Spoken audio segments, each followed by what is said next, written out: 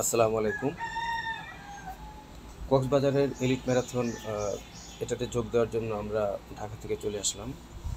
ঢাকা থেকে চলে আসার পর এখানে দুটা ক্যাটাগরিতে ছিল, একটা হলো 21 কিলোমিটার আর একটা ছিল 42 কিলোমিটার, সাথে ছিল 10 কিলোমিটার এবং বাচ্চাদের জন্য 2 কিলোমিটার। চারটা ক্যাটাগরিতে রানটা হয়েছিল। তো ভোরবেলা এটা প্রায় কলাতলি থেকে 17 কিলোমিটার দূরে এই জায়গাটা থেকে শুরু হয়েছিল রানটা। তো প্রথমে দেখতে পাচ্ছেন যে এখানে আমাদের ফার্স্টে ওয়ার্ম আপের ব্যবস্থা করা ছিল। এখানে রান শুরু করার আগে যেটা হয় যে একটু ওয়ার্ম আপ করে নিলে লং রানটা ভালো হয়।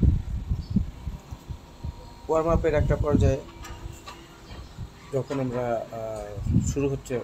রেডি হচ্ছিলাম, তখন প্রথমে শুরু হয়েছিল 42 কিলোমিটারটা।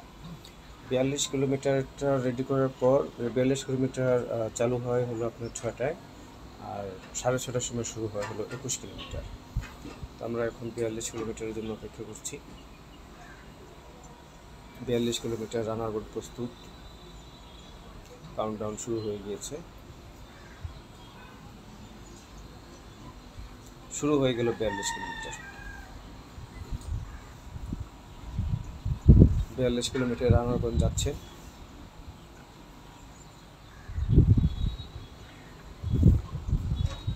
এই টোটাল জার্নিটা আমার যেহেতু 21 কিলোমিটার ছিল, 21 কিলোমিটার গল্পটা একটু বলে রুটটা।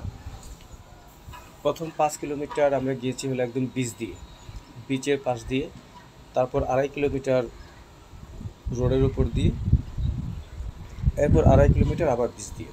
দেখেন ট্রেকটা অসাধারণ ট্রেক, এটা হলো শুরুর ট্রেক। ঝাউবন পেরিয়ে রানারগঞ্জ ছুটে চলেছেন, এক অপার্থিব দৃশ্য।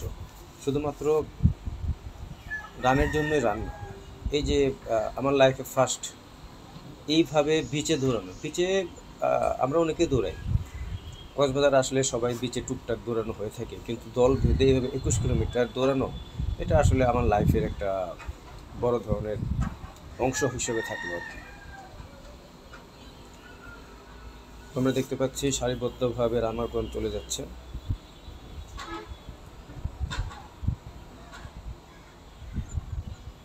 এরা সবাই 42 কিলোমিটারের। 42 কিলোমিটারের সংখ্যা প্রায় 150 জনের মতো ছিল।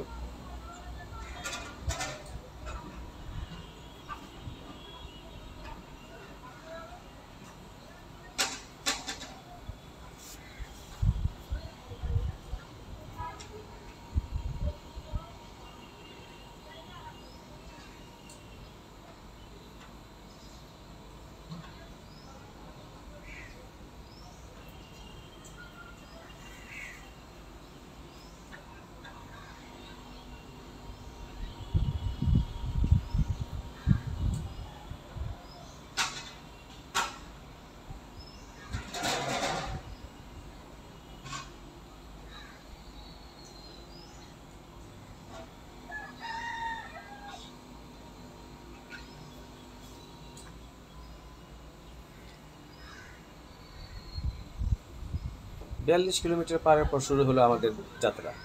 এই আমরা আমাদের টিম, আমার সাথে হাসান মামা, আমরা দৌড়াচ্ছি সেই বিচ ধরে। এই এক অপার্থিব দৃশ্য। আগে যে ট্রেলটা দিয়ে 42 কিলোমিটার গিয়েছিল, সেই ট্রেলটা ধরে আমরা চলে যাচ্ছি আর কি। তো এই লং রানের বড় বৈশিষ্ট্য হলো যে আমার যে ক্ষেত্রে যেটা হয় লং রানের ক্ষেত্রে, যে আমি 21 কিলোমিটার টার্গেট ধরি 3 ঘন্টার মধ্যে শেষ করার জন্য। 3 ঘন্টার ওই পাশে না, 3 ঘন্টার মধ্যে থাকতে হবে। এর মধ্যে আপনি যতটুকু পেস দেওয়া যায়। অনেক সময় লং রানের কিছু টিপস থাকে, যেমন অনেকে আমরা শুরুর দিকে খুব দ্রুত দৌড়াই, পরবর্তীতে দেখা যায় যে পায়ে টান লাগে বা কোনো সমস্যা হয়। তো আমরা যেটা করি, শুরুর দিকে একটু আস্তে দৌড়াই, তারপর আপনার পেসটা বাড়াই দিই। তো আসলে এনজয় করতে করতে রান করাটা, এটাই হলো ম্যারাথনের মুখ্য উদ্দেশ্য।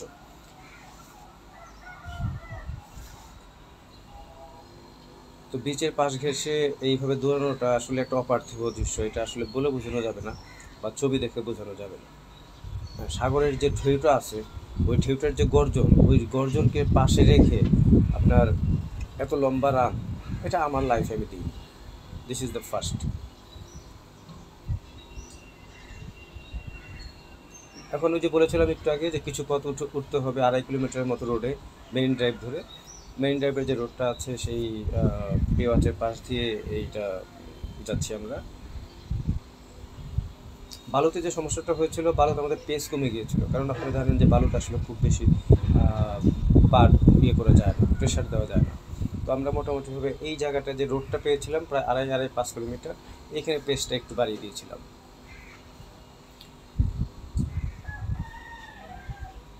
বাড়িয়ে দেওয়ার পর আবার আমরা যখন ব্যাক করছি, তখন আবার চলে আসলাম এই সাগর পাড়ে। এই যে এইখানকার ভিডিওটা দেখতে পাচ্ছেন, এখানে রোদ ছিল প্রবল। তো এই প্রবল রোদ এবং বেশ মানে কি বলবো, অসাধারণ একটা স্মৃতি হিসাবে আমাদের কাছে রইলো আর কি। তো যারা লং রানের প্রস্তুতি নিচ্ছেন বা যারা লং রান দিবেন, এই ভিডিও দেখে যারা লং রানের প্রতি আগ্রহ বোধ করবেন, তারা একটু চেষ্টা করবেন। ঢাকা শহরে এখন প্রচুর রানের আয়োজন করা হয়। তো সুস্থতাটাই আসলে বড় নিয়ামত আল্লাহ তাআলার কাছ থেকে। তো এই সুস্থটা, শরীরটাকে যদি সুস্থ রাখতে চান, একটুখানি যদি বডিটাকে ফিট রাখতে হবে, সেই বডিটাকে ফিট রাখার জন্য বেশি কিছু কষ্ট করা লাগবে না, একটু হাঁটাহাঁটি করলেই হবে। তার মধ্যে একটু জোরে হাঁটলেই জিনিসটা সলভ হয়ে যাবে।